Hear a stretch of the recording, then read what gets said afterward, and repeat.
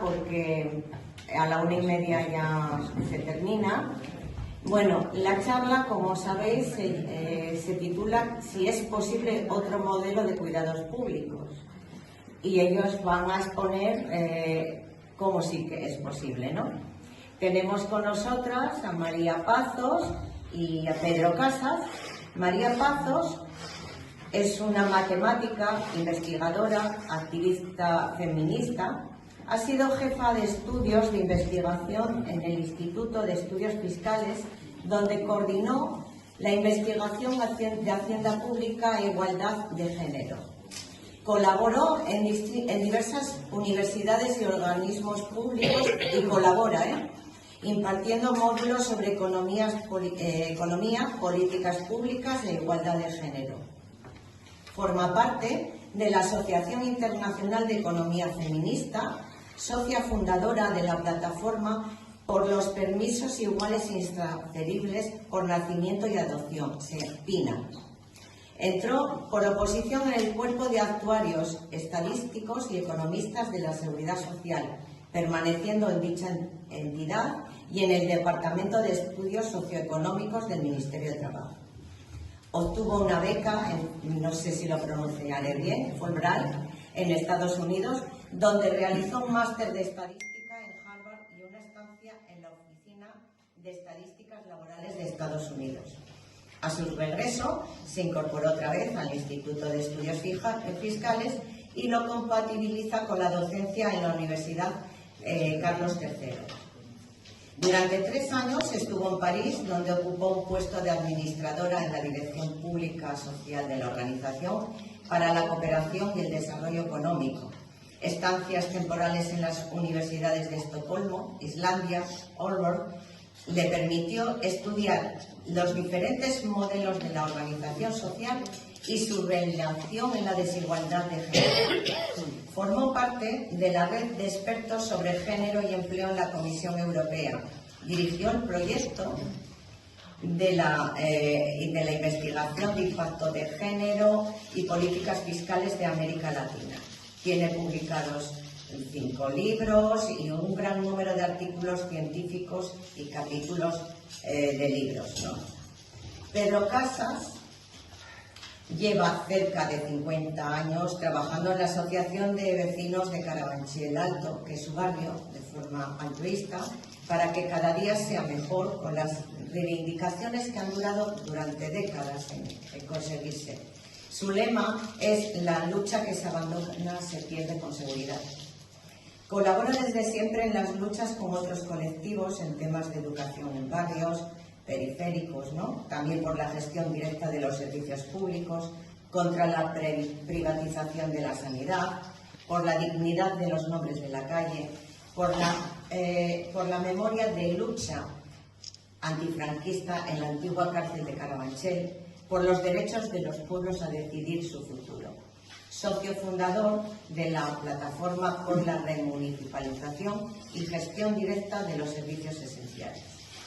Allá por el 2015, esta plataforma organizaron jornadas sobre la legislación para la gestión directa de los servicios esenciales y públicos con personas expertas en la materia, ¿no?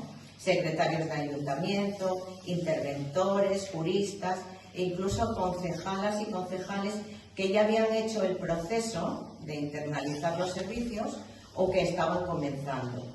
Es ahí donde tomamos contacto con ellos a través de un amigo y comenzó nuestro peregrinaje en ir a Madrid a aprender para poder traerlo a Gijón, ¿no?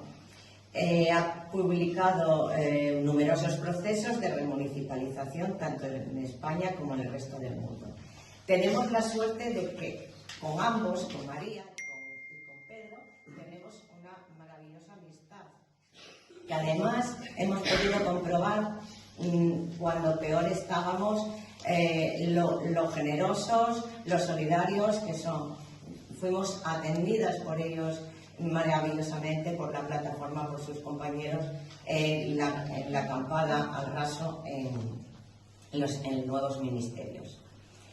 Se va a hablar, yo voy a hacer un pequeño avance de los procesos de remunicipalización. Como recordaréis, el 27 de septiembre del 2016 se aprueba la remunicipalización en el Ayuntamiento de Gijón.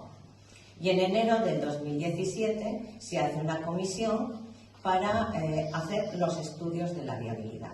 Bueno, esos estudios tardaban mucho en dar luz, teníamos noticias de que no eran favorables.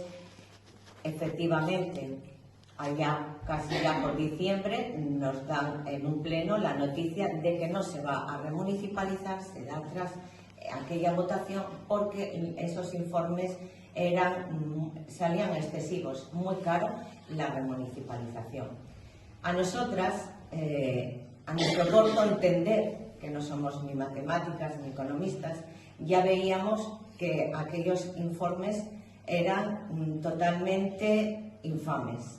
Mezclaban conceptos de lo que es la empresa pública con lo que es la empresa privada, gastos excesivos e innecesarios. Bueno, una forma de amañar. Pero es que lo peor de todo es que todos los grupos políticos lo dieron por hecho. Se quedaron cómodamente ahí y nadie denunció tal cosa, tal abuso, tal situación de que eran unos informes bastante bien rebuscados para considerar. Y a continuación, pues de poneros en antecedente, le doy el paso a María. Muchas gracias.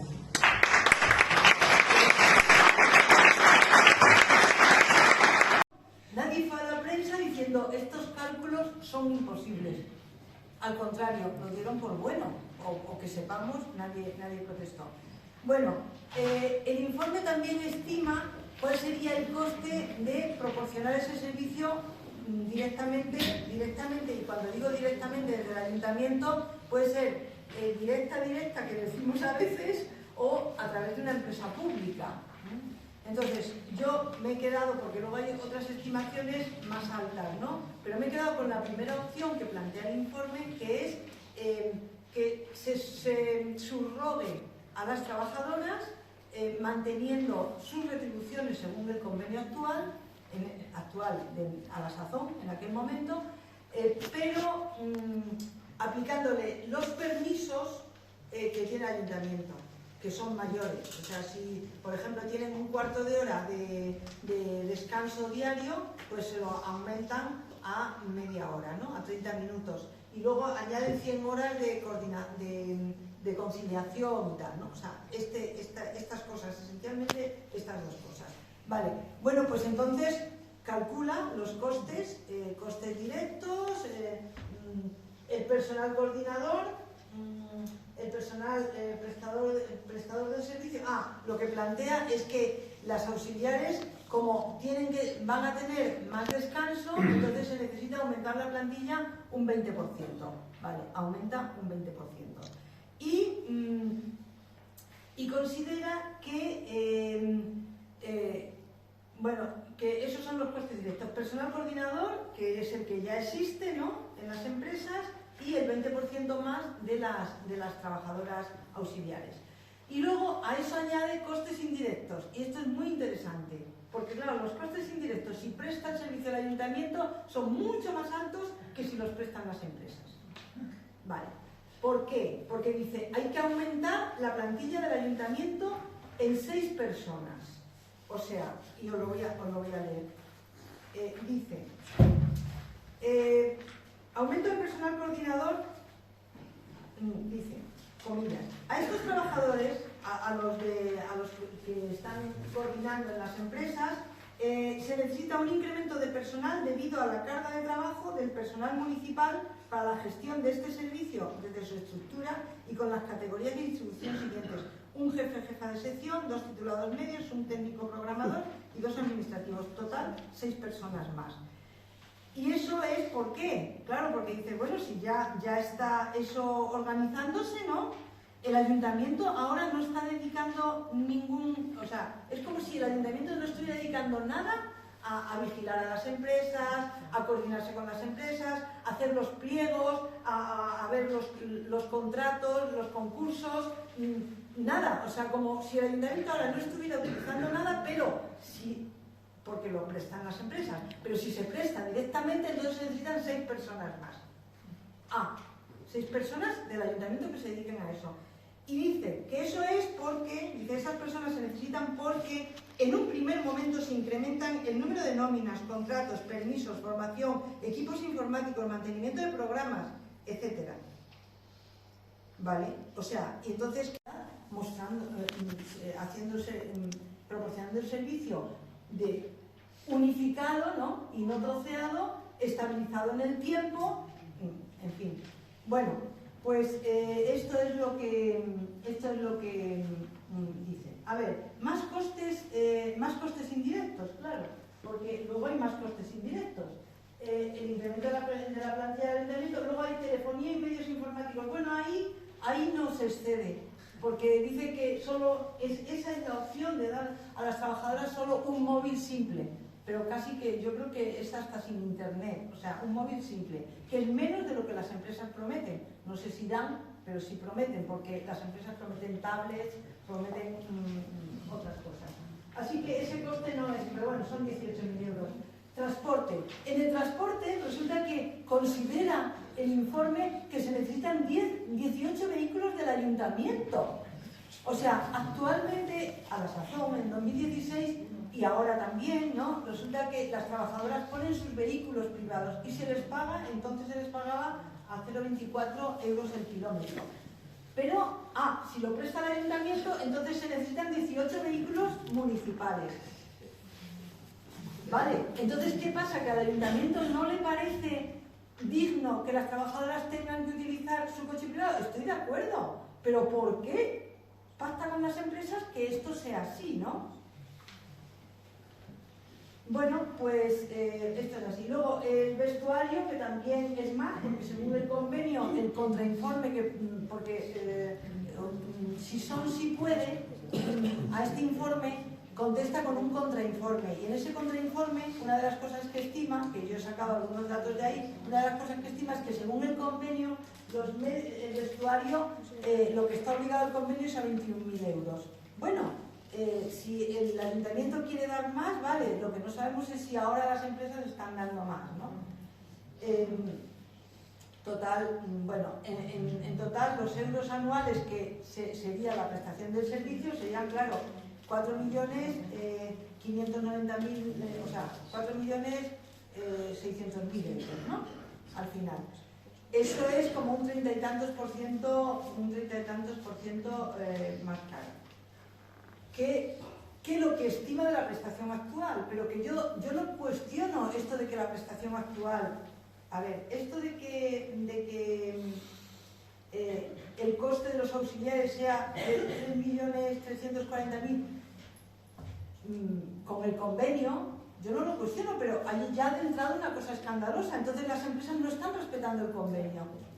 ¿Cómo es que esto no salta a la luz y no sale en los periódicos? ¿O están respetando el convenio y entonces no es ese el coste? ¿O no están los procesos y por tanto es mucho más fácil? No hay que controlar a las empresas, es más eficiente, como decía antes. Entonces, ¿qué hay detrás de ese pensar? ¿Qué hay detrás de ese pensar que es menos eficiente? Es pensar que las empresas no hacen bien, por tanto no hay que controlarlas, ¿no? Y que si es público hay que controlar mucho más a las trabajadoras porque lo van a hacer mal.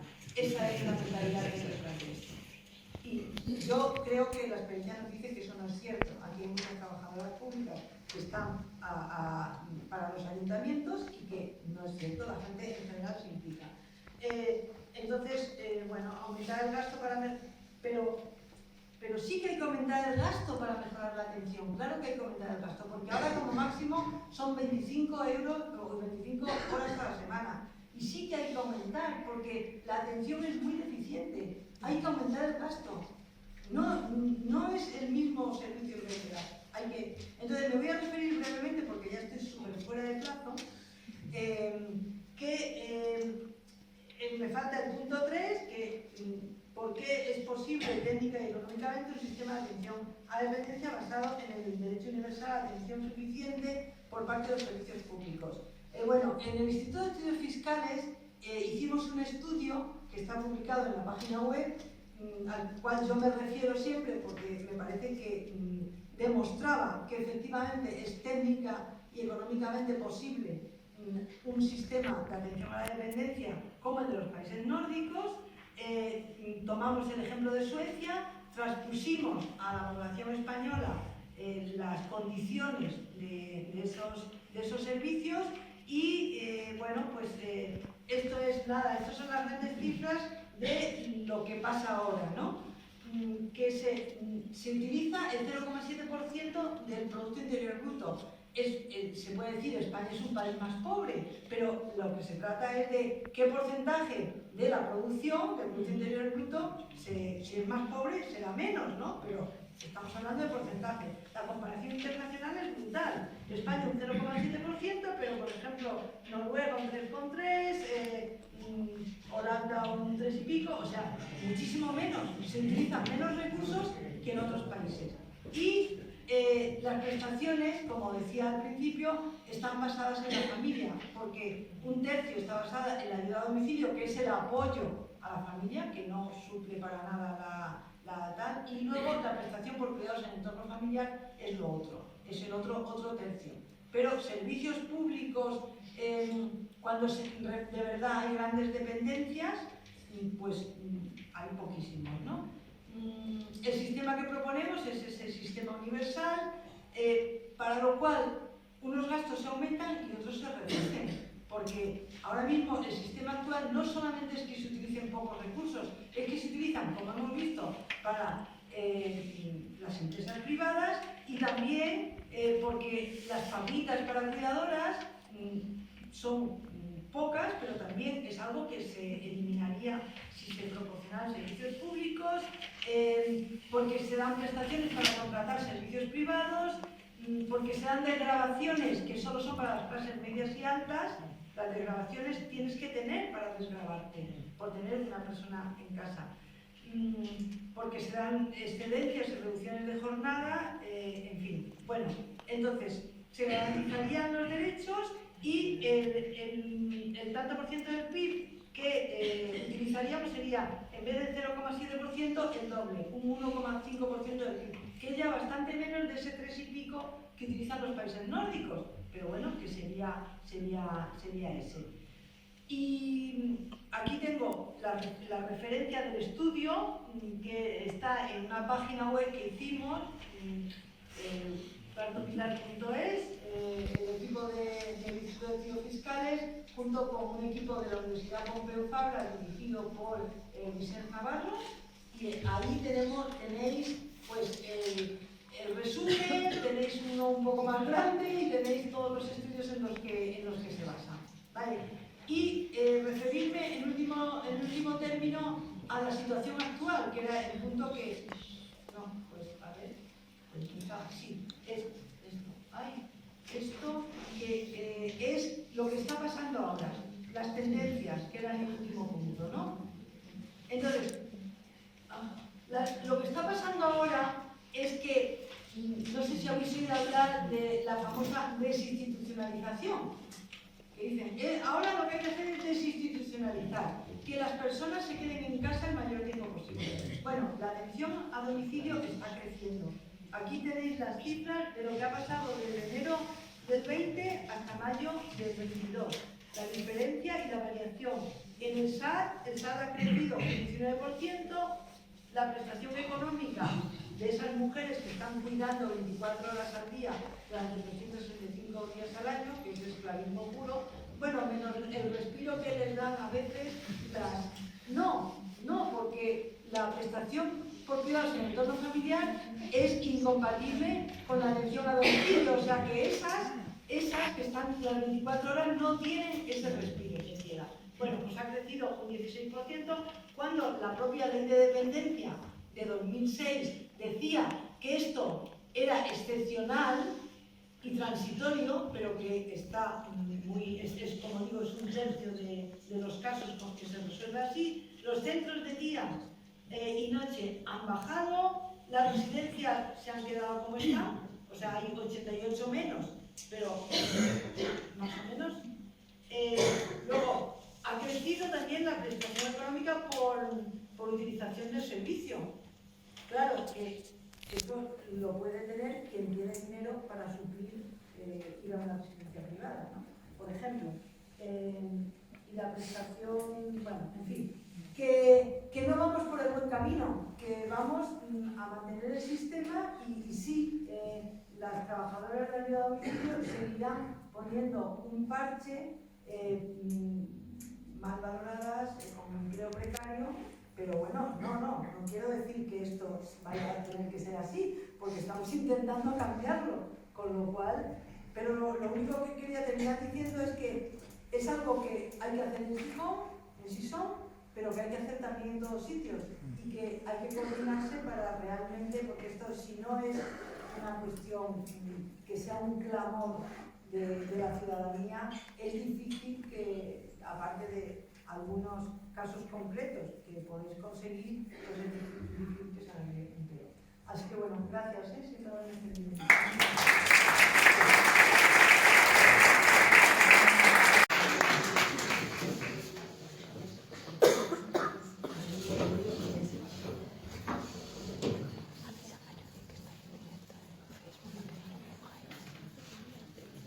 Bueno,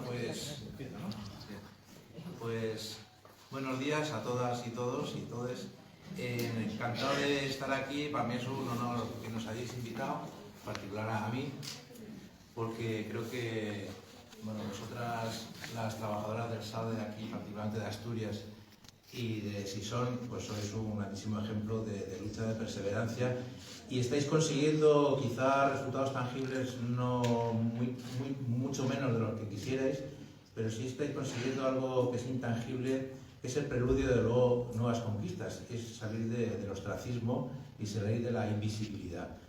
Sois un sector que, aunque muchas familias conocen, porque vais a las casas de la gente que tiene necesidad en ese sentido de estos cuidados, sin embargo, un sector invisible, pues como pasaba antes con las llamadas Kellys, ¿no? Las que limpian los hoteles y tal, ¿no? Era también un sector laboral invisible, no existía, ¿no? Y yo creo que estáis consiguiendo eso, y repito que es un preludio para conseguir la concienciación del conjunto de la sociedad, para conseguir mejoras. Así que mi gran enhorabuena, porque realmente sois bravas y estáis consiguiendo grandes cosas, y la coordinadora, como la plataforma que habéis hecho estatal, impulsada desde aquí, etc. Bien, ya presentó Carmen. Yo vengo, igual que otros compañeros que han venido, de la plataforma por la remunicipalización de los servicios públicos de Madrid, que intentamos hacer modestamente a algo, ¿no? Es decir, el título de la charla es posible un sistema de cuidados público? Bueno, pues lo primero es que es obligatorio, ¿no? O sea, la ley es muy importante, la ley que en el año 2006, porque fue la primera vez que se convirtió en un derecho exigible. O sea, la Constitución está llena de grandes declaraciones muy interesantes, el derecho a la vivienda, cómo se cumple, por ejemplo, ¿no?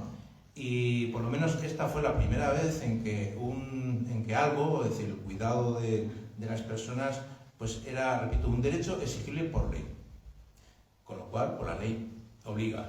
Dicho sea de paso, que cuando se aprobó en muchas comunidades autónomas, por ejemplo el caso de Madrid, cuando estaba Esperanza Aguirre de presidenta, la boicoteaba sistemáticamente la aplicación de esta ley, no daba recursos, o sea, incumplió flagrantemente la ley, ¿no?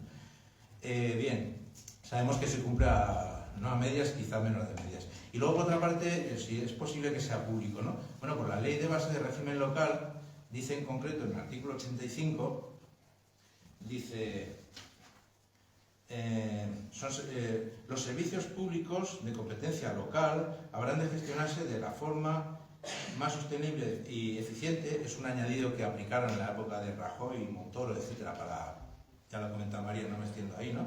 Digamos, de alguna manera para limitar la autonomía municipal, ¿no?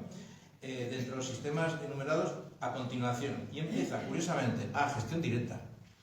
Y dentro de la gestión directa establece 4 modalidades: directa por parte del ayuntamiento, los servicios organismo autónomo local, entidad pública, empresarial local o sociedad mercantil.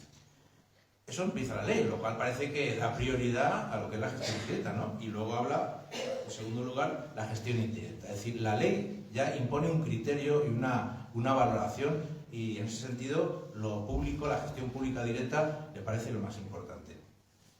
Por otra parte, quería hacer algunas reflexiones, no mías, sino recientemente ha salido publicado un manifiesto internacional no solamente de Europa, o sea, a nivel mundial, de América también, en una conferencia que hubo hace escasas semanas, y me parece que era importante rescatar algunos de los párrafos que establece. Es un manifiesto de 35 puntos, que en este momento ya tiene firmadas más de 225 organizaciones a nivel mundial, que yo creo que debería ser pues el libro de cabecera o el documento de cabecera que deberían tener todos los políticos, sobre todo los que se dedican al tema de los servicios públicos, porque es ya no solamente la obligación legal que comenté antes, sino la obligación moral y política para cómo y para qué sirve esto, ¿no? Entonces voy a leer brevemente algunos extractos.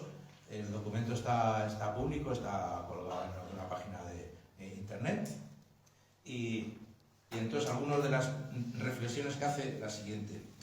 Dice: los servicios públicos abarcan un abanico de servicios que son vitales y necesarios para vivir una vida digna. Entre ellos figuran la educación, la energía estatal y los servicios sanitarios y de cuidados.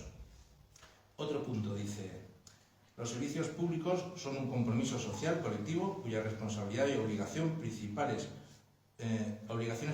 o últimas corresponden a las autoridades estatales y otras autoridades públicas. Por otra parte, los servicios públicos universales de calidad valoran a las personas que trabajan para ellos y a las que los utilizan. En particular, proporcionan un empleo, salario y condiciones de trabajo decentes, no solamente para los usuarios, lógicamente que también a las personas que trabajan en ellos. Están protegidos frente a la economía de mercado, la comercialización y la financiarización. Las decisiones sobre los servicios públicos no se toman en función de la obtención de beneficios, sino que están totalmente guiadas por las realizaciones de la dignidad humana y la satisfacción de las necesidades colectivas. Los servicios públicos universales de calidad desempeñan una función fundamental en la redistribución de las cargas de los cuidados no remunerados y del trabajo doméstico que, debido a las normas sociales y barreras estructurales, recae de forma desproporcionada en las mujeres. Es muy importante. Por otra parte, los servicios públicos no pueden dejarse en manos del mercado ni someterse a la austeridad. Los Estados deben garantizar condiciones de trabajo justas y favorables, incluidas unas condiciones de trabajo seguras y saludables, un horario de trabajo razonablemente limitado. Las autoridades públicas no deberían ahorrar en los costos de los servicios públicos utilizando mano de obra barata, no cualificada o no remunerada. Y tampoco deben contratar a trabajadores que reciban un salario insuficiente. Los servicios públicos se gestionarán y prestarán públicamente y no son proporcionados por agentes comerciales. Los agentes comerciales, como las empresas privadas con ánimo de lucro y las empresas de capital privado, ven los servicios públicos como productos básicos que se producen y venden, lo que da lugar a una motivación para competir con las instituciones públicas y maximizar los beneficios. Yo creo que es un extracto, repito, son 35 puntos, todos muy interesantes, pero no voy a leerlos todos ahora mismo, que repito, es algo, pues como en otro ámbito, por supuesto, como una declaración de los derechos humanos, es decir, en el ámbito en concreto que estamos hablando de los servicios públicos.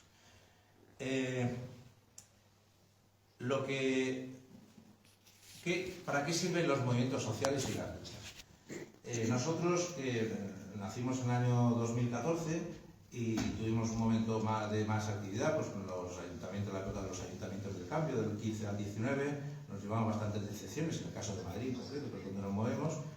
Después de que hubo un cambio en el Ayuntamiento de Madrid, bueno, nos planteamos, seguimos, ¿qué hacemos? ¿No? Porque, bueno, y dijimos que había que seguir, por supuesto, porque, como dicen los pensionistas, gobierne quien gobierne, las pensiones se defienden, en este caso concreto, gobierne quien gobierno, la gestión pública directa hay que luchar por ella. Es muy importante, nosotros somos una plataforma que unimos tanto personas que trabajan en algunos servicios públicos, algunos de gestión directa, otros de gestión privatizada y también algunos que pertenecemos a asociaciones de vecinos, como en mi caso que ha comentado Carmen, ¿no? Consideramos que debemos, nos parece importante trabajadores y vecinos, no usuarios. Es decir, los vecinos somos potencialmente usuarios. No todos los vecinos son usuarios, pero los vecinos, a mí me parece un concepto más amplio, porque los vecinos debemos luchar por lo que, no solamente porque yo soy usuario y quiero luchar por ese servicio concreto, sino pues puedo ser potencialmente usuario, ¿no? Por lo mismo, la defensa de la sanidad pública, pues a lo mejor no he ido al médico nunca, pues ojalá me fuera el caso, ¿no? Pero que quiere decir que se trata de la lucha de trabajadores, trabajadoras y vecinos, lógicamente por unas mejores condiciones laborales. En el caso de, como dos casos concretos, en Madrid recuerdo una charla que decía un trabajador que trabaja en un albergue, digamos, de personas sin hogar y tal, decía, es que yo me veo usuario del albergue, me veo usuario del servicio que estoy prestando, porque las condiciones laborales en las que trabajo, es decir, el sueldo que no me da para tener un alquiler, una vivienda, yo me veo usuario del servicio. Y como otra reflexión que también hacía una de vosotras en alguna charla que hemos compartido, dice, es que yo voy a trabajar, voy a cuidar a personas más jóvenes que yo. Es decir, que la jubilación ahora mismo está a los 67 años, un carácter general, y entonces, bueno, pues a lo mejor vas a estar cuidando a personas, no digo personas de 40 que tengan la gracia de tener una incapacidad o lo que sea, sino, digamos, pues una situación absolutamente aberrante que una persona llegue a esa situación, ¿no? Por otra parte, luchamos por la mejora del servicio, por supuesto, por el ahorro de IVA, el tema del beneficio empresarial, etcétera. Y en definitiva por la dignidad de lo público, ¿no? Sobre todo que lo público permite la participación. Es algo, una asignatura pendiente en aquellos casos donde hay unos servicios públicos de gestión directa. En muy pocos casos se da una gestión participativa. Pero sin embargo, esta situación sí lo permite. Por ejemplo, en el caso de Astorga, que hemos estado hace poco, pues hemos ido conociendo casos y tal, ¿no? Pues hablaba de eso, de la posibilidad de que los propios vecinos pudieran asesorar, pudieran comentar, donde se podían poner los cubos de recogida de basura, etcétera, etcétera. Es algo que, repito, es una asignatura pendiente, pero lo público sí lo permite, lo privado nunca. El privado siempre te dice a ti que tú eres un cliente, si quieres lo coges y no lo dejas, como las lentejas. Pero lo público podemos exigirlo y eso es una cosa muy importante. Por otra parte,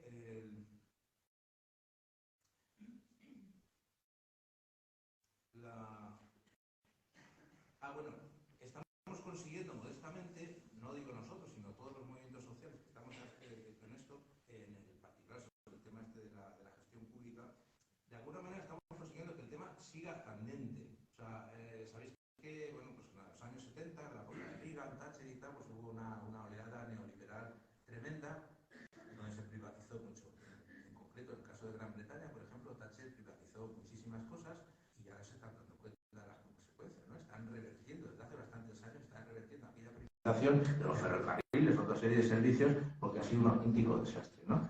Es decir, todavía, no solamente en los ayuntamientos del cambio, sino posteriormente, todavía digamos, el péndulo, aquel desastre que hicieron en aquella oleada neoliberal, digamos, ha habido ya una mayor valorización de lo que es la gestión pública. Antes se despreciaba así, ¿no?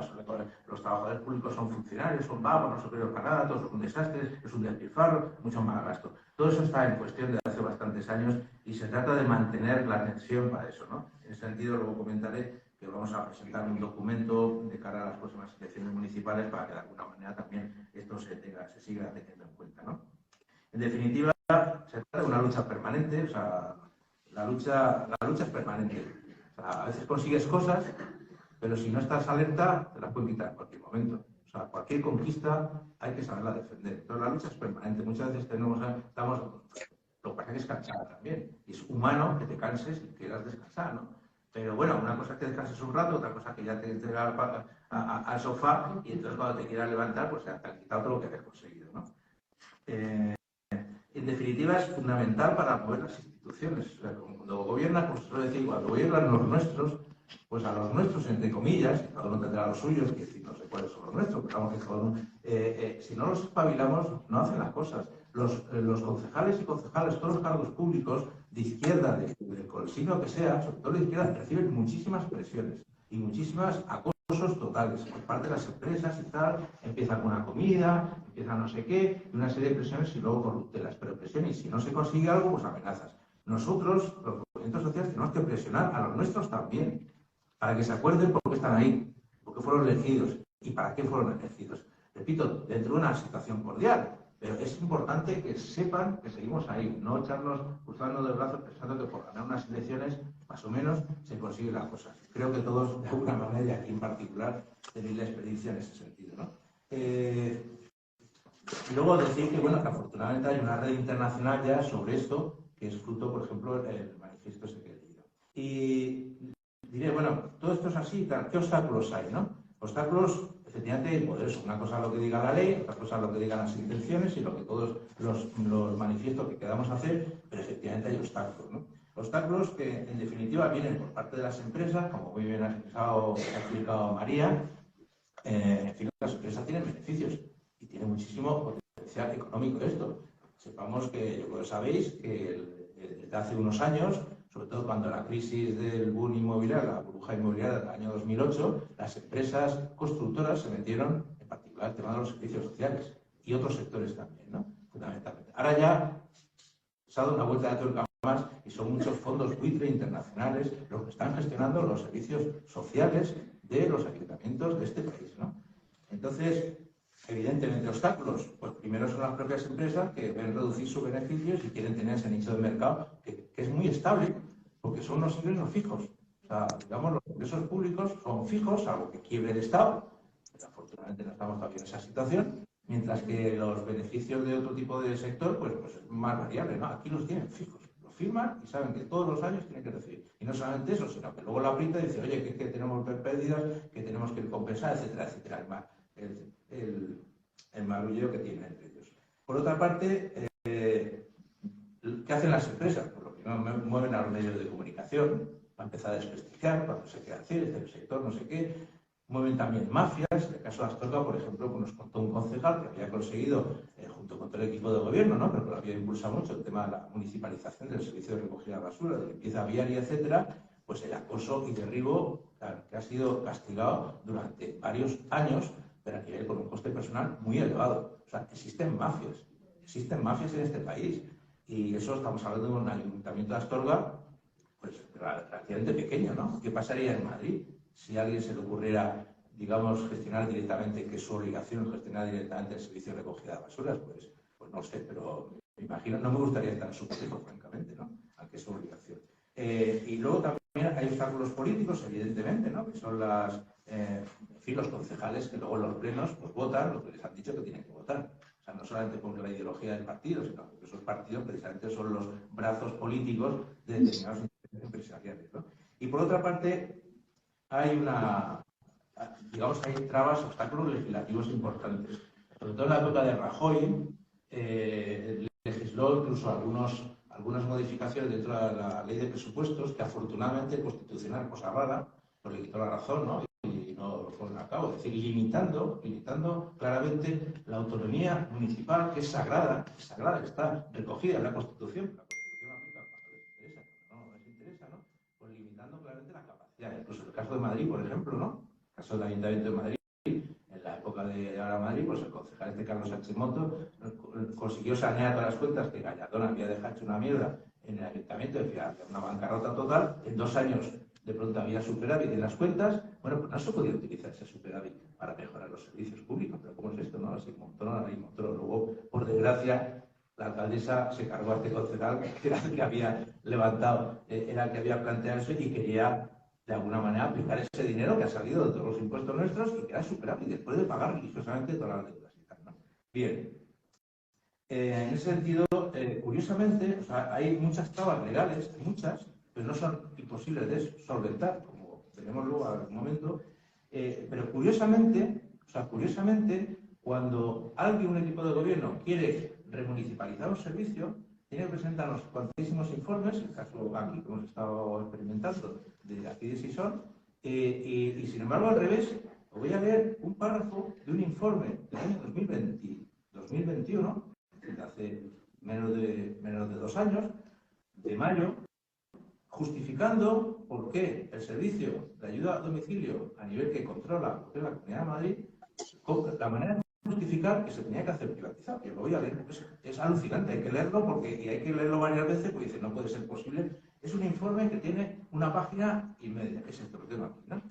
El párrafo en cuestión dice lo siguiente.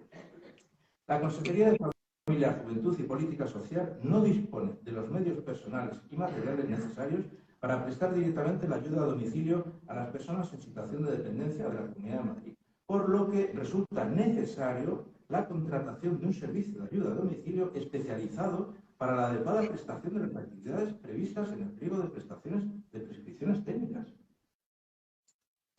Eso dice. Es decir, no tiene medios, entonces tenemos que contratar. ¿Pero por qué? Si no tienes medios, pues créalos. Y contrata, hace una oposición, un proceso selectivo, en fin, como se hace cada vez que creas un nuevo servicio por parte del ayuntamiento. Es alucinante. O sea, hay trabas legales, pero trabas legales para revertir los servicios en una gestión directa, pero no al revés, ¿no? En fin, todo esto hay que callarlo. Lo que pasa es que muchas veces estas cosas se te pasan y desde los grupos sociales no tenemos ni dinero, ni tiempo, ni abogados suficientes para poder recurrir a estas cosas, que a lo mejor legalmente los recursos ante los tribunales y a lo mejor hasta ganas, porque hay una legislación que no dice esto, ¿no? Pero repito que son de estas cosas, ¿no? Luego, sobre unos comentarios muy rápidos sobre la cuestión del coste, que yo creo que, bueno, María ya lo ha dejado muy claro, ¿no? Y es, evidentemente, la gestión pública, la gestión directa, ahorra muchas cosas, pero no siempre.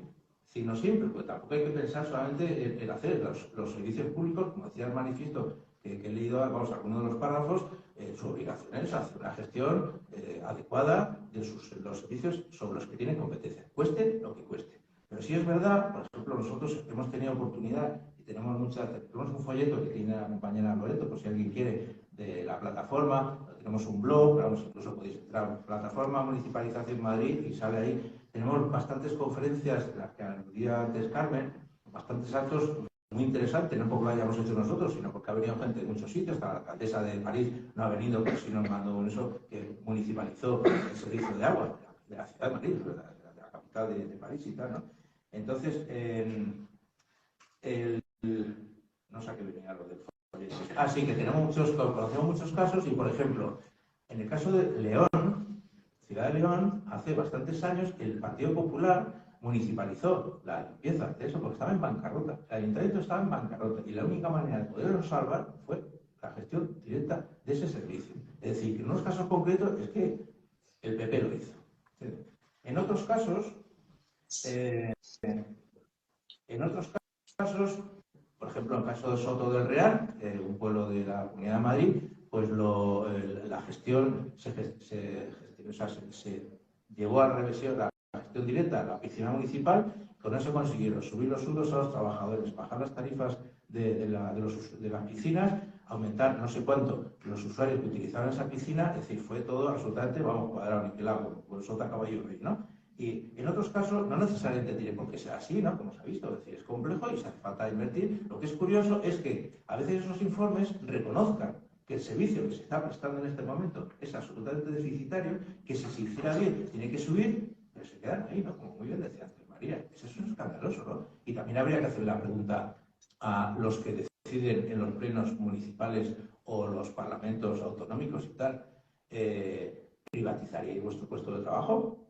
Como concejales, como concejalas, ¿privatizaríais el jefe de servicio que hace los informes, el interventor o interventora? ¿No sería mucho más barato encargarlo a una empresa por la mitad del precio que estás cobrando tú por hacer ese informe? Eso sería inmoral. Pero la pregunta habría que hacer, pues exactamente tan inmoral es precisamente lo otro, ¿no? El que se esté permitiendo que un servicio se esté prestando en unas condiciones absolutamente precarias e inadecuadas. Porque es un poco lo que hay que decirle también a algunos sindicatos, ¿no? Y dicen, no, tal, eso del mérito, capacidad, pues yo he hecho una posición y tal.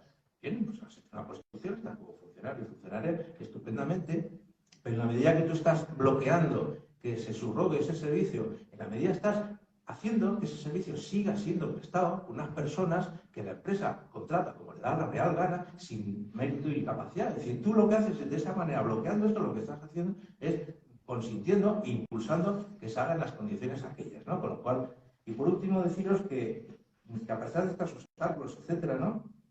Es posible. Y es posible porque hay muchos casos. Yo tengo aquí, pero con no alargarme, si acaso en el coloquio los leo, algunos casos concretos de gestión directa, en particular del SAT y de otros servicios, ¿no? Pero me voy a referir solamente a uno, y con esto me termino porque quería a raíz de eso comentar otra cosa. El Ayuntamiento de Pamplona y Iruña, en el año 2016 precisamente decidieron, el equipo de gobierno, entonces estaba gobernando por EH Bildu, pues decidieron municipalizar el servicio de ayuda a domicilio, ¿no? Entonces, bueno, pues yo tengo aquí los informes, que os los puedo además dejar o lo paso por correo, los informes que tienen el informe de intervención, el informe de servicios sociales, el informe jurídico, el informe de costes, y todos estaban a favor de eso. Incluso entonces el servicio se prestaba por parte de una empresa pública y de una empresa privada. Es decir, había una duplicidad, ¿no?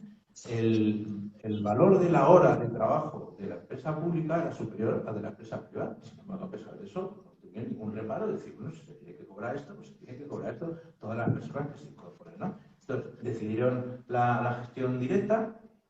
Y curiosamente hubo una... Entonces, hasta entonces, las personas que una administración se hace cargo porque se subroga el servicio por parte de una empresa, hasta entonces no había una ley que dijera en qué situación quedan las trabajadoras y trabajadores de ese servicio, ¿no? Entonces, los tribunales, había sentencias, se inventaron la figura del indefinido no fijo. Entonces, las personas que se incorporan a un ayuntamiento, a una comunidad autónoma, porque formaban parte de una empresa, de un servicio, que ese servicio lo ha rescatado la gestión directa del ayuntamiento, la organización, el organismo público, se quedan en esa la situación. Indefinido no fijo, ¿qué significaba? Que tú estás indefinido, pero esa plaza podría ser susceptible de sacar la oposición, y si la persona que la estaba ocupando no aprueba la oposición, se iba a la calle y esa plaza se la ocupaba la persona que aprobase la oposición. Esto era así hasta el año pasado. Curiosamente, en Pamplona, una trabajadora que quedó en una situación de indefinida no fijo, recurrió. Hubo una sentencia, primero en primera instancia, que le dio la razón y dice, no, tú no eres indefinida no fija, tú eres fija. Y tu plaza no te la puede quitar nadie, hasta que te jubiles o que te vayas. Pero a ti nadie te puede echar ni por oposición nada. El ayuntamiento recurrió. El Tribunal Superior de Justicia de Navarra le dio la razón al ayuntamiento. La trabajadora volvió a recurrir al Supremo y el Supremo ha dictado una sentencia que es de hace un año, importantísima, porque además dice claramente en esa sentencia que eso crea jurisprudencia, es decir, tiene rango de ley, no rango, pero tiene validez de ley, es decir, a partir de ahí todas las sentencias tienen que aplicarse, y es que queda, como lo había dicho, queda esa persona en calidad de fijo. ¿Por qué? Pues aplica también a la legislación europea, es decir, si una persona es fija en su empresa, la administración no le puede quitar derechos. Y el derecho de la fijeza en el trabajo no se lo puede quitar. Entonces es importantísimo porque ya nadie podrá decir, cuidado, nadie podrá engañar a los trabajadores, lo que pasa es que esto hay que divulgarlo, porque no se conoce apenas, ¿no? Nadie podrá decir, no es porque luego con 50 años vas a tener que estudiar una oposición y la oposición siempre sabrá mejor un chaval de 20 o 25 años, o sea, será más fácil que la apruebe que no tú que llevas 30 años sin estudiar. Es un hecho, o sea, está claro, con 55 años pues, a estudiar una oposición es más fácil que te la gane cualquier chaval joven que acaba de salir de la universidad, ¿no? Chaval, ¿no? Pero es que ya no va a ser así. Es decir, esas personas quedan en su puesto de trabajo en las mismas condiciones en las que estaba en la empresa de origen, es decir, la fijeza. Y nada más. Pues era todo lo que quería deciros. Luego, si acaso en el coloquio lo ilustro con algún caso más, que hay unos cuantos de casos de remunicipalización, pero por no alargar más. Muchas gracias.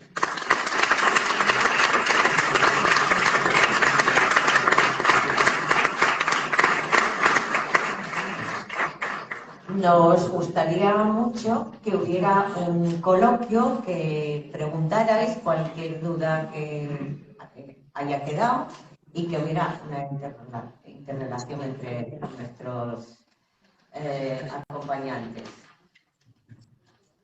Concha. Bueno, pues daros las gracias a Carmen, a María y a Pedro. Hablar de horas facturadas. Lo digo porque cuando tú hablabas, María, de la desinstitucionalización de las personas que estén más en sus casas que en las residencias o en los centros de día, es que yo me río con tristeza porque realmente las empresas no ven personas vulnerables, ven horas facturadas, y eso a una persona con vocación de cuidadora nos duele mucho escucharlo. Y en cuanto a la remunicipalización, todas sabemos que es voluntad política. El Estado como tal, el gobierno que nos gobierne, de aquí en adelante tiene un problema muy grande porque el baby boom, que somos la mayoría de la población ahora mismo en el Estado español, estamos a punto de jubilarnos. ¿Qué va a pasar con todas esas personas en breve, en 5 o 10 años, mayores de 65 años? ¿Quién nos va a cuidar? ¿Y quién va a cuidar a las mujeres que no han cotizado porque no han trabajado? Bueno, han trabajado cuidando su casa, a sus padres, a sus suegros, a sus hijos, a sus maridos, y las personas cuidadoras que no han trabajado. Pero es que en la mayoría de los sectores de trabajo de las mujeres, el problema es que hemos sido contratadas por contratos precarios. Trabajamos con personas, siempre lo digo, trabajamos con personas pobres, somos trabajadoras pobres y seremos jubiladas pobres. Si no hay una reconversión en el sistema de cuidados, como lo que tú defiendes, María, lo que defiende Pedro, lo que defendemos desde la plataforma unitaria, ¿quién nos va a cuidar? Y esa es la gran pregunta que yo le hago al Estado. ¿Quién va a cuidar de las personas a partir de en breve? Porque otra cosa que nos estamos encontrando, estoy lanzando una pregunta no solo a vosotras, sino a vosotros, a Pedro, sino al público que hay aquí, es que este sector es tan precario de los cuidados que no hay relevo generacional. La gente joven, cuando sale formada de la FP y ve las condiciones laborales y salariales, sale huyendo a otro sector con mejores condiciones. Soy trabajador de correos, soy cartero, o sea que podríamos hablar de lo público o vamos, largamente, ¿no? Bueno, yo creo, agradecer a los ponentes el relato y sobre todo a las trabajadoras del SAR, porque gracias a ellas estamos aquí debatiendo sobre lo público, ¿no? Y gracias a ellas, gracias a la lucha que llevan, ¿no? Porque yo creo que lo público se consigue y se defiende a través de la lucha obrera. Conseguimos público con la lucha y nos la agotaron y lo volveremos a conseguir con la lucha, ¿no? Porque además, como trabajador, hablo con todo el derecho del mundo. No necesito ni echar cuentas, números, sale más barato o menos barato. Lo quiero público porque lo pago yo. Porque tanto el Estado a nivel nacional, a nivel regional y a nivel local lo pagamos los trabajadores. No lo paga Mancio Ortega, ni el otro, ni Florentino, ni nadie, que son evasores de impuestos. O sea, el Estado, los ayuntamientos, ¿no? y las regiones se mantienen a base de los curritos, de los trabajadores y de los autónomos. Un 90 y pico %. O sea que lo quiero público. Da lo mismo que salga más barato, menos tal, porque si es público, aparte, podremos subir los sueldos a los trabajadores, aparte, si ya entramos en lo público, entraremos en el debate de que los trabajadores tienen que decidir. Inútil tener un ministro, ¿no? Que hace los trenes que pegan contra los túneles, ¿no? Porque no preguntamos a los trabajadores, ¿no? Y la cuestión que vosotros tratáis, yo creo que es una cuestión eminentemente política. Lo dijiste, lo dijo él, ¿no? Lo dijo él, ¿no? Evidentemente la derecha, PP, Vox, los empresarios, por supuesto, claro, vamos a privatizarlo todo. Yo me imaginé que las Koplovich y el Florentino van a tener, hasta la limpieza de los hospitales, de los jardines, la dependencia, todo eso. Pero como decía él, la cuestión está en los nuestros, desde el sol para la izquierda, votados por trabajadores, ¿cómo deciden? No se puede gobernar para los trabajadores y para el capital. ¿Entiendes? Lo que pasa es que cedemos continuamente. El informe se da la risa. No merece la pena ni analizarlo, ¿no? El informe es escribir un cuatro cosas. La cuestión es, yo, ¿entiendes? Cedo, ¿no? Con la prepotencia del mundo, ¿no? Escojo los trabajadores, pero yo lo que hago es ¿no? un trasvase de dinero público al capital privado. Ese es el gran problema. Mirad, el otro día, yo soy trabajador de correos, el otro día estaba con la boca abierta, estaba viendo a Pedro Sánchez, ¿no? Nuestro presidente, el gobierno más progresista de la historia. Lo que en el Senado, que estos beneficios tan brutales que tienen las eléctricas y todo esto, y esos dividendos que se dan los consejeros, pero bueno, hombre, hay que enrollarse con los trabajadores. Además el problema, dijo él, por lo de los pensionistas, la subida, el problema es que los sueldos no se fueron revalorizando con el IPC y tal. Con la boca abierta porque soy trabajador de correos. Yo soy rural, que es como un motorista, un trabajador, estamos hablando de una empresa pública, propiedades, pertenecemos a la SEP y somos entre el Ministerio de Fomento y el Ministerio de Hacienda. Entre los dos se da la propiedad. Un cartero de carrito que veis por ahí, urbano, de los que tal, ahora mismo, bueno, estaba claro, en cuanto subiera el gobierno un poquitín el salario mínimo interprofesional, alcanza el sueldo de 1.000 y poco, no llega a 1.100. Y los motoristas 1.200 euros, empresa pública hablamos. ¿Cuánto cobra nuestro presidente, Serrano? Amigo directo y jefe de gabinete de... Lo bien que lo explicaste. Lo desconocía.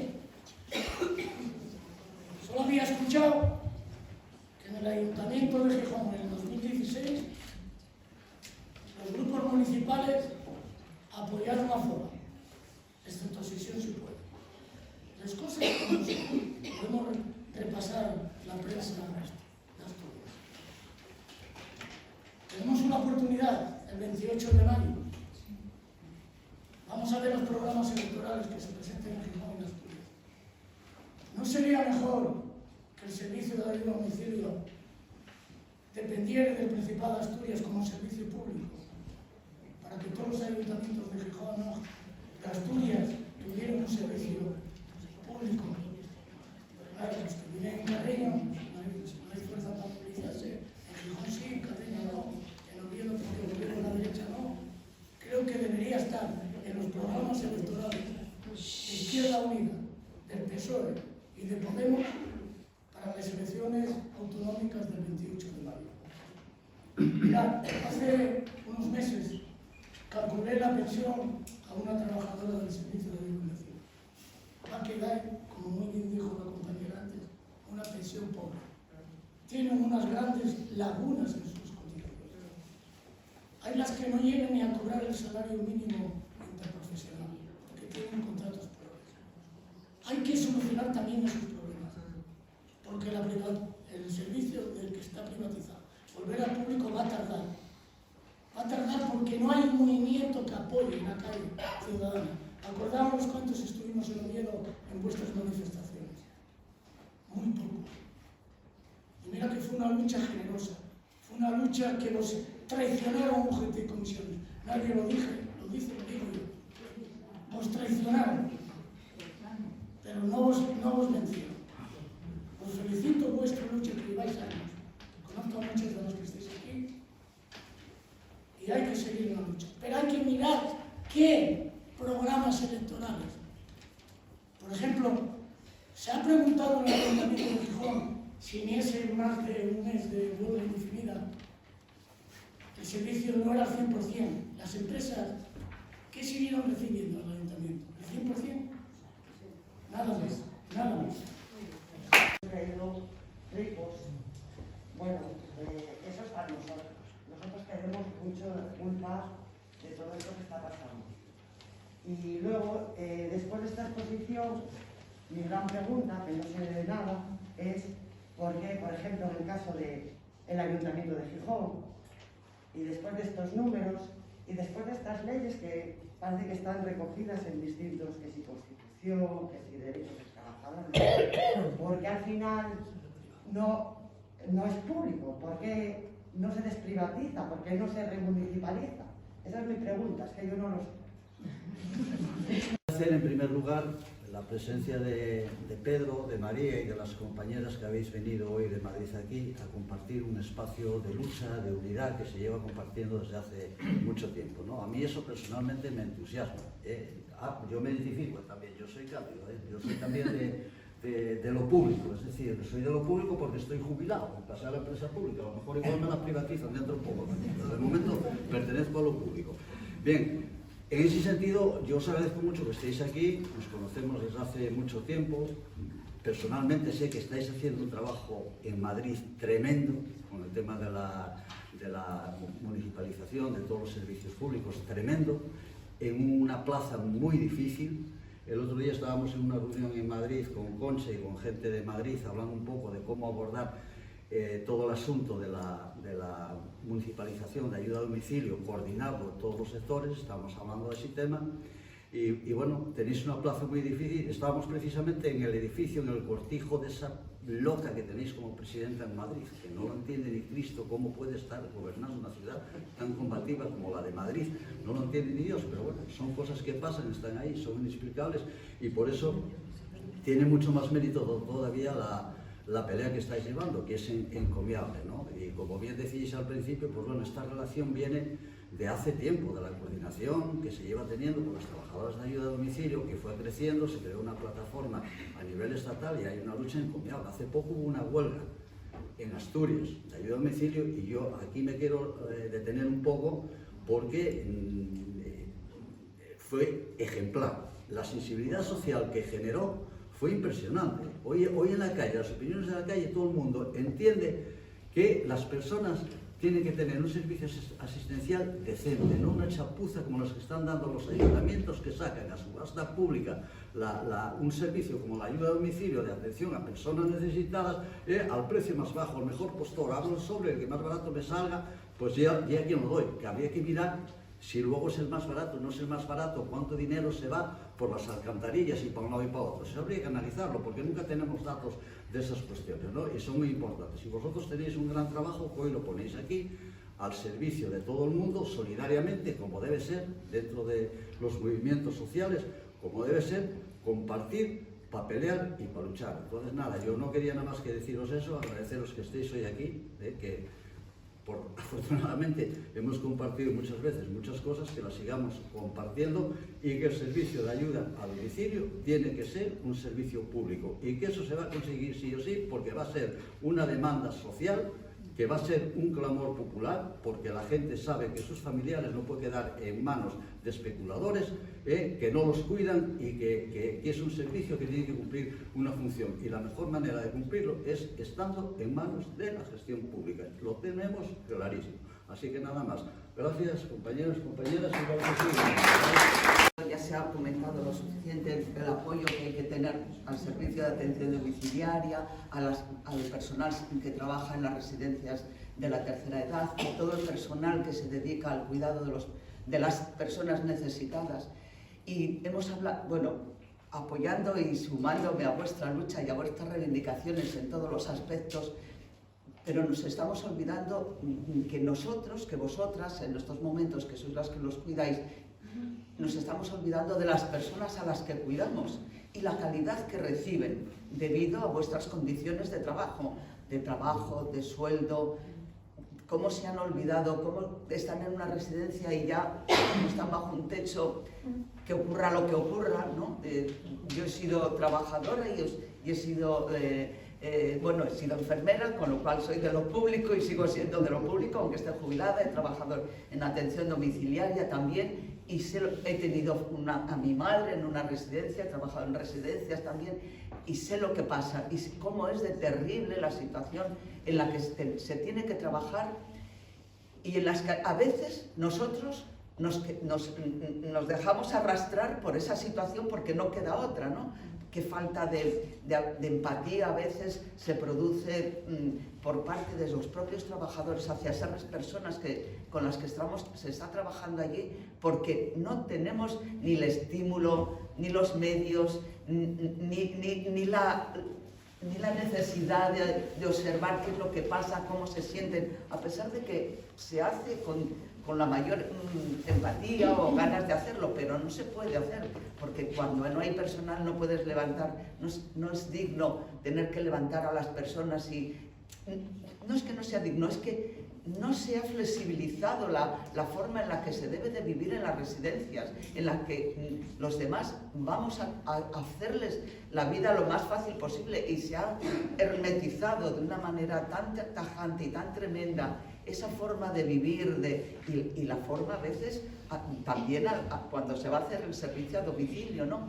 Es decir, yo creo que hay que dar un vuelco tan inmenso por parte de todos que hay que reivindicar, por supuesto, el salario para nosotros, las buenas condiciones, que también son tremendas, ¿no?, de trabajar, sino que hay que exigir que nuestro trabajo sea de excelencia.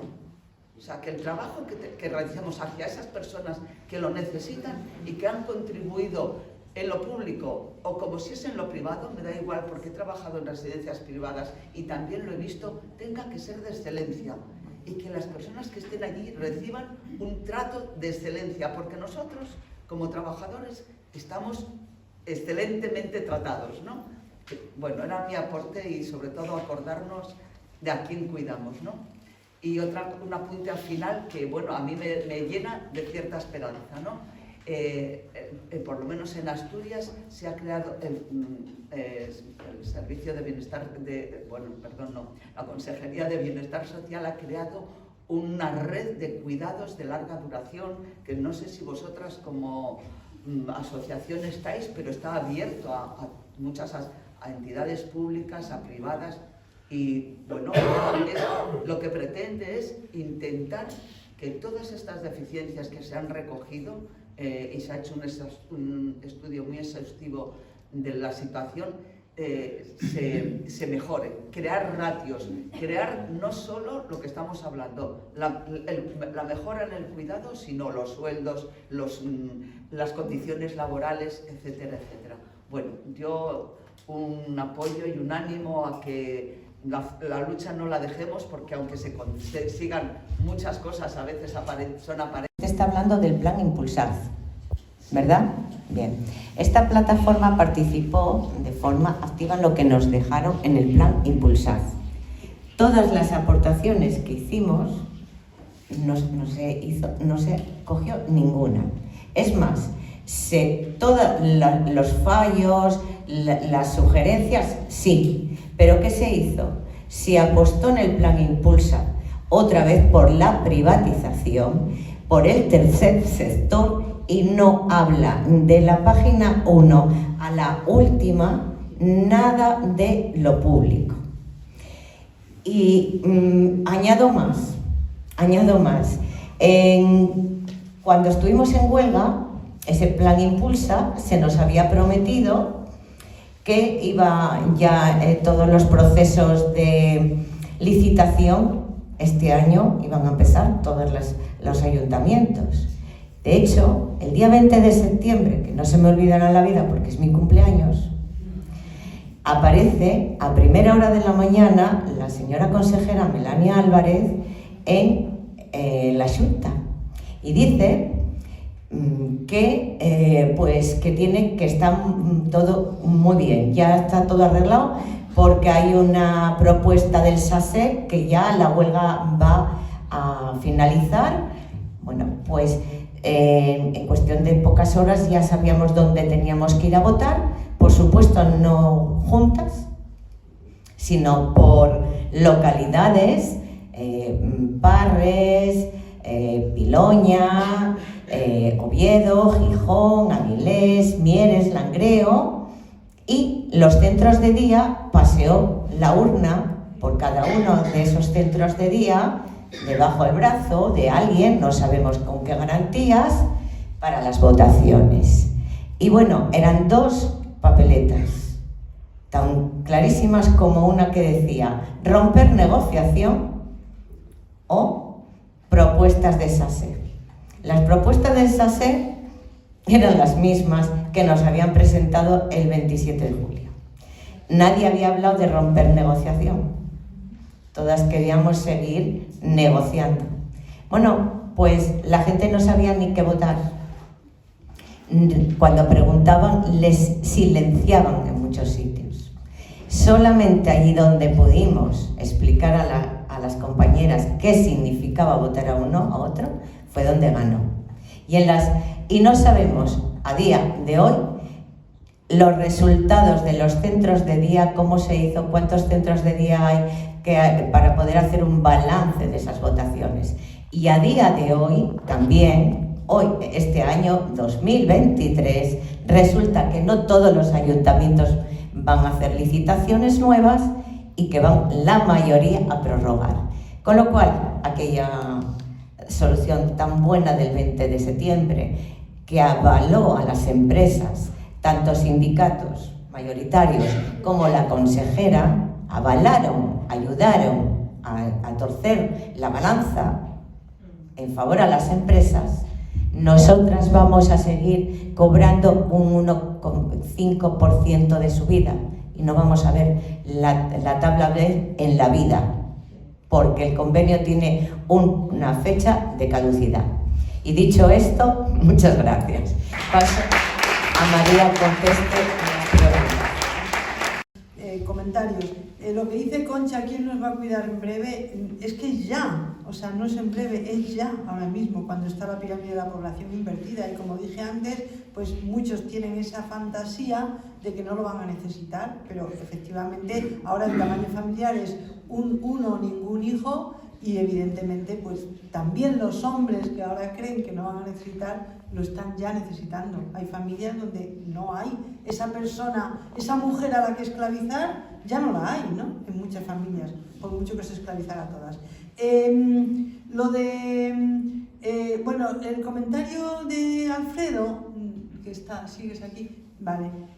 Yo no sé si sería mejor que dependiera del Principado de Asturias, no puedo ver eso. Lo que sí sabemos es que ahora ya hay un servicio que depende del ayuntamiento y ese servicio puede ser público, entonces yo creo que es mejor ya atacar por ahí y que se haga en todos los sitios.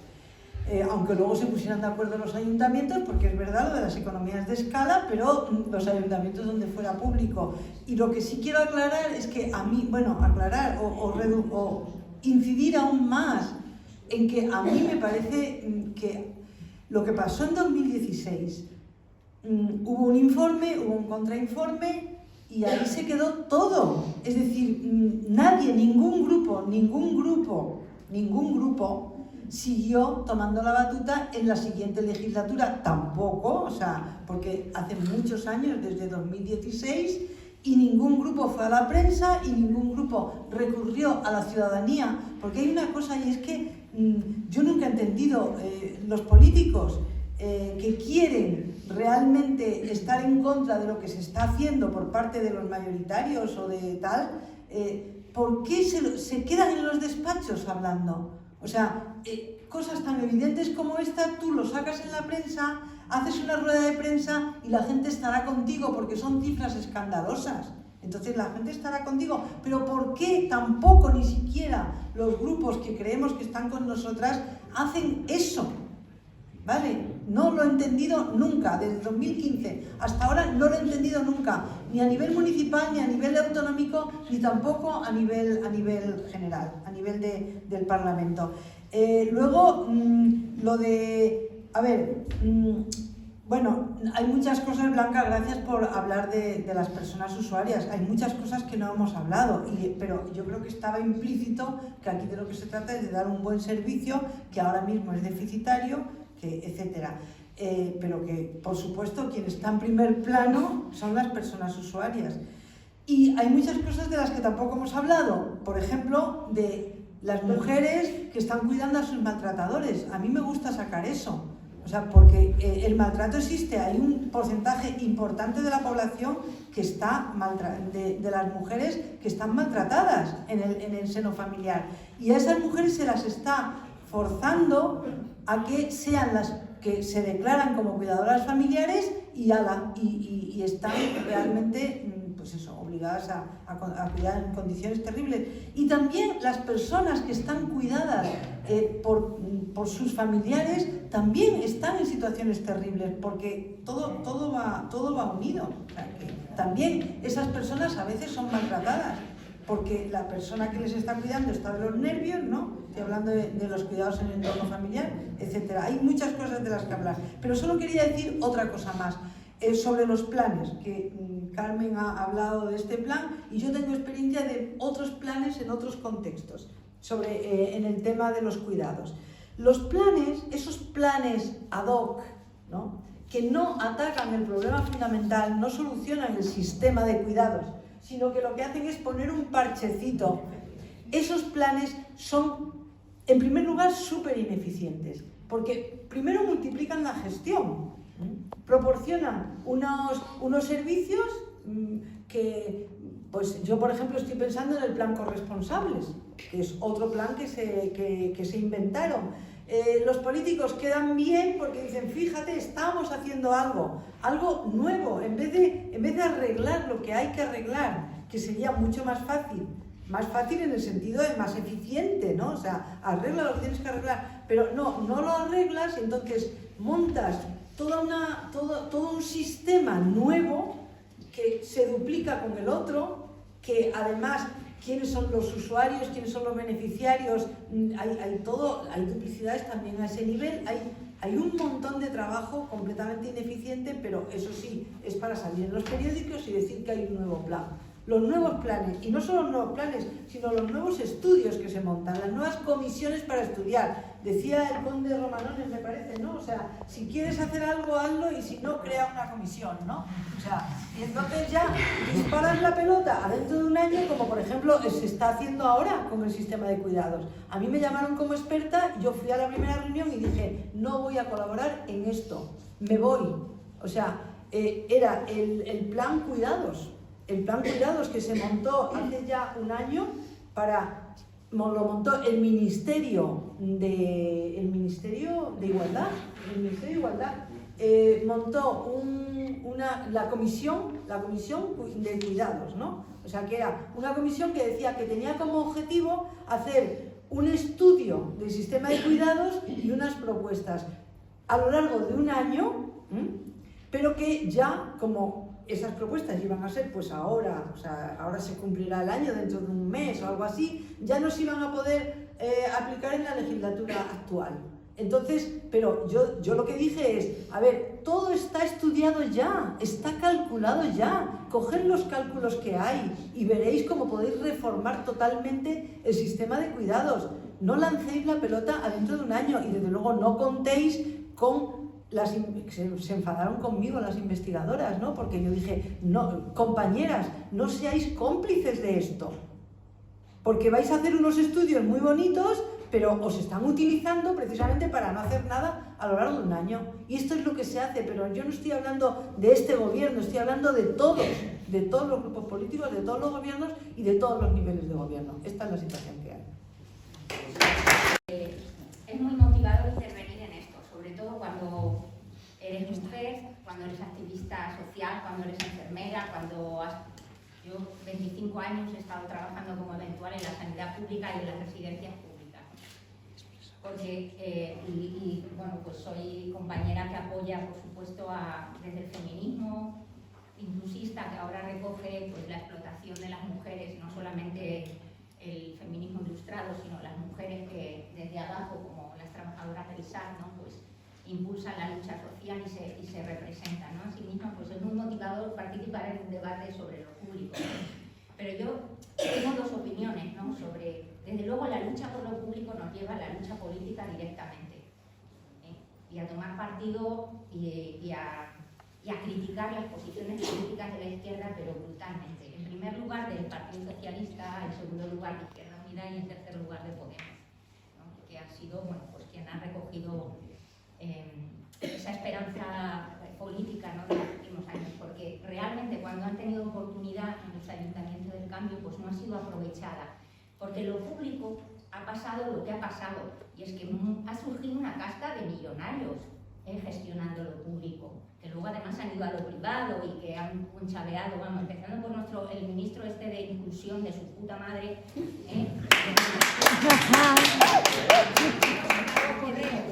la fraccionó todo lo que pudo y luego pues está haciendo lo que puede con el sistema único de pensiones, etcétera, etcétera, ¿no? Toda esta gente que luego tiene el puesto asegurado en las grandes empresas públicas, ¿no? Como pasó con nuestro presidente del Partido Socialista y unos cuantos más. Quiero decir, lo público lo han fraccionado y además han conseguido romper, porque el por qué ha pasado esto es porque ha pasado dos cosas. Uno, que deteriorando lo público intencionadamente los dos grandes partidos, que han permitido deteriorar lo público, no previendo muchas situaciones en la sanidad, pues fijaros, todas las jubilaciones, la sobrecarga que iba a haber de cuidados de personas mayores, porque demográficamente estaba cantado que esto iba a pasar. Y es imposible que toda esa gente tan estudiada y con tanto dinero todos los meses no supieran lo que iba a pasar, Y este sistema público lo han quebrado. Y han surgido entre la población la idea, no la que teníamos en la transición, de que con un sistema público poderoso nos defendíamos todos, los que más dinero tenían de la clase trabajadora y los que menos. No, ahora hay trabajadores que piensan que con su dinero pueden optar a otro tipo de cuidados, privatizados y tal, y entonces ya no están por lo público como estamos aquí nosotros, porque piensan que ya ese sistema público ya no es poderoso y que ellos se pueden financiar otro sistema mucho más de acuerdo a sus necesidades y mejor que una residencia pública. Yo trabajo en una residencia pública, como dice Blanca, he sufrido muchísimo porque no se pensaba como trabajadora, el resto de mis compañeras no pensaban en las personas que estábamos atendiendo, no pensaban lo que significaba contener a una persona. Claro, sí era evitar que se cuidase, pero era humillarla, era tenerla sujeta a una cama toda una santa noche, se mease, se cagase o lo que surgiese, ¿entendéis? Entonces, todas estas cosas de lo público lo han quebrado. Luego, ¿qué han quebrado más de lo público? La participación. Porque todas las organizaciones que hemos participado de la participación de lo público nos han utilizado como floreros. Como a ti te pretendían utilizar, ¿entiendes? Como a mí me han utilizado en la área básica de salud donde participaba como organización, como floreros. Porque realmente no nos han permitido opinar y criticar y cambiar las políticas públicas. Y entonces han llevado a mucha gente al agotamiento. Es verdad que si te vas a la cama, mala cosa, pero hay momentos que es desesperante estar ahí un año tras otro para nada. Entonces, claro, lo público está muy deteriorado, muy quebrado interiormente. Y la participación social es absolutamente necesaria recuperarla, porque al fin y al cabo ese sector que piensa dentro de los trabajadores que puede optar por algo mejor es muy pequeño. La mayoría de los trabajadores de este país no van a poder optar por un sistema privado, ni de pensiones, ni de cuidados, ni de nada. Así que lo público es súper político y nos va a llevar a poner a las grandes organizaciones políticas y sindicales contra la pared y que respondan una por una de lo que nos acontece en el futuro, en el presente y en el futuro, en una población envejecida y deteriorada socialmente como la que tenemos ahora mismo. El Ayuntamiento de Pamplona Iruña tiene su miga, tiene otro matiz más muy curioso, ¿no? Y merece la pena, merece la pena luchar por la utopía porque a veces resulta que ocurren estas cosas. Mira por dónde he contado hasta donde he contado. Pero hay un dato más, ¿no? Y es que en el año 2021, me parece que fue, el Ayuntamiento de Pamplona decidió que en vez de la gestión realizada directamente por los servicios del Ayuntamiento, lo iba a llevar a una empresa municipal. Entonces crea una empresa municipal y el servicio de SAD lo lleva público, todo 100%, pero una empresa municipal. Y mira por dónde resulta que el convenio de personal laboral del Ayuntamiento de Pamplona dice en el artículo 13 lo siguiente: promoción del empleo público, ingreso y contratación. El Ayuntamiento de Pamplona, con el fin de promocionar el empleo público, no externalizará trabajos actualmente desempeñados por personal laboral fijo o indefinido no fijo. Resulta que no sé si el sindicato o unos trabajadores y tal, dicen que según este artículo denuncian a los tribunales de que no se puede llevar el SAD que se estaba desarrollando ya por el Ayuntamiento directamente, no se puede llevar ni siquiera una empresa pública, y los tribunales le han dado la razón.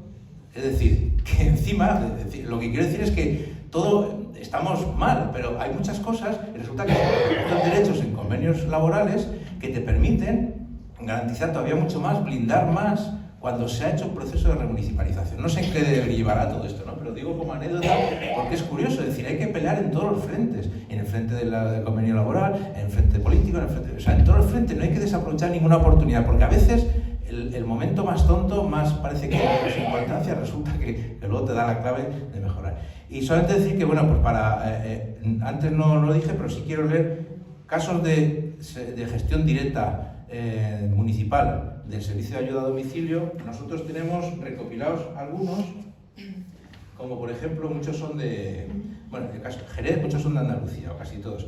Jerez en Cádiz, Albolote en Granada, Chiclana en Cádiz, Atarfe en Granada, Almonte en Huelva y desde el 1 de enero de este año también en Cartaya en Huelva. Luego, aparte del tema de Pamplona que hemos comentado, ¿no? Y luego decir que en Cádiz, por ejemplo, tenemos contacto, hemos establecido contacto hace poco con una plataforma de trabajadores por lo público, una especie de sindicato que han creado, sindicatos por lo público, por la gestión pública, no exactamente cómo se llama.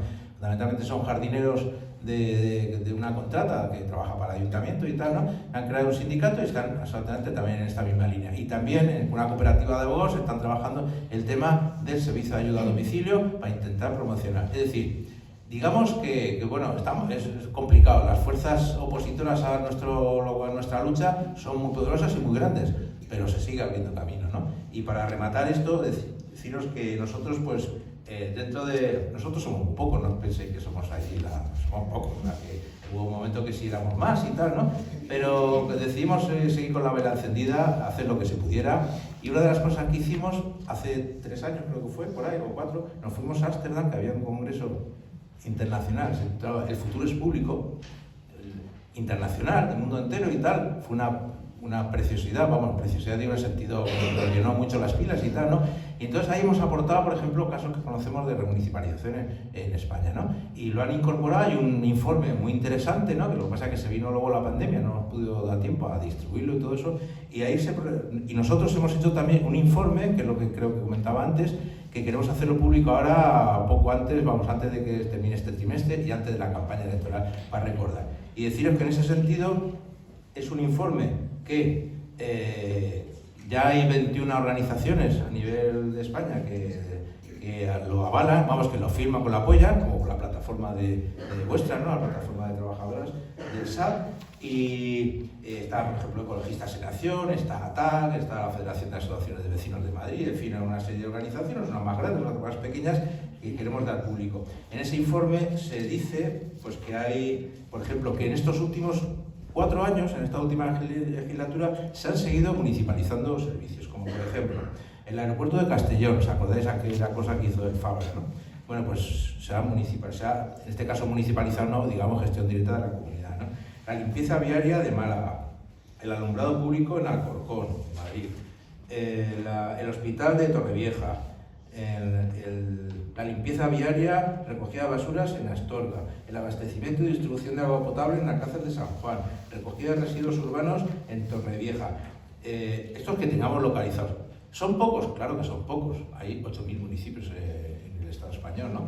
Son pocos, pero seguro que mucho más de los que habríamos conocido cualquiera de los que estamos aquí, ¿no? Que es importante, decir, que se hacen cosas, ¿no? Y luego a nivel internacional, pues ese informe recoge que hay, no lo voy a encontrar aquí, tampoco lo voy a buscar, pues en muchos casos de energía, en otros sectores, es muy 1.400 casos, el tema del agua, a nivel mundial se está trabajando. Es decir, hay esperanza, hay lucha y por tanto hay resultados. La clave está que haya más lucha para poder tener más resultados. Cuando preguntaba a la compañera qué había pasado en Gijón porque no se había remunicipalizado, todas sabemos que fue falta de valentía y de voluntad política. Y lo que no se está diciendo, y creo que hay que decirlo porque es lamentable lo que sucedió en Gijón, que se utilizó la precariedad y la vulnerabilidad de las trabajadoras del SAT para asustarles, para meterles miedo. Se hizo que confrontaran compañeras contra compañeras, diciéndoles: no hagas caso a esas 4 locas que vas a perder tu puesto de trabajo. Y esos comentarios salían de representantes de los 2 sindicatos mayoritarios. Y eso tenemos que decirlo. Es una vergüenza lo que pasó en Gijón, que se estuviese metiendo miedo a las trabajadoras. Y luego, cuando tanto hablamos de la representatividad legal de las trabajadoras, nos estamos olvidando que esta representación de la que tanto se llenan la boca diferentes partidos políticos no es real. Porque estas trabajadoras llevan demandando mucho tiempo unas elecciones sindicales que ninguno de los 2 sindicatos mayoritarios que tienen en este momento esa representatividad quieren que se lleven adelante. ¿Por qué? Porque estas trabajadoras dejaron de tener miedo, se dieron cuenta que lo que les estaban contando no era real y se autoorganizaron. Y autoorganizadas consiguieron lo que se está consiguiendo. Entonces, eso pasó en Gijón y hay que decirlo. Entonces ahora creo que es buen momento de tirar para adelante con esto, porque ya no van a contar con ese miedo de las trabajadoras. Las trabajadoras ya saben lo que hay y saben que sí es posible remunicipalizar, no solo como una reivindicación de derechos laborales, sino como la reivindicación de un derecho que tenemos todas las personas, y es a recibir unos cuidados de calidad. Y esos cuidados de calidad nunca se van a dar mientras el servicio siga privatizado. Nunca va a haber un servicio de calidad en manos privadas.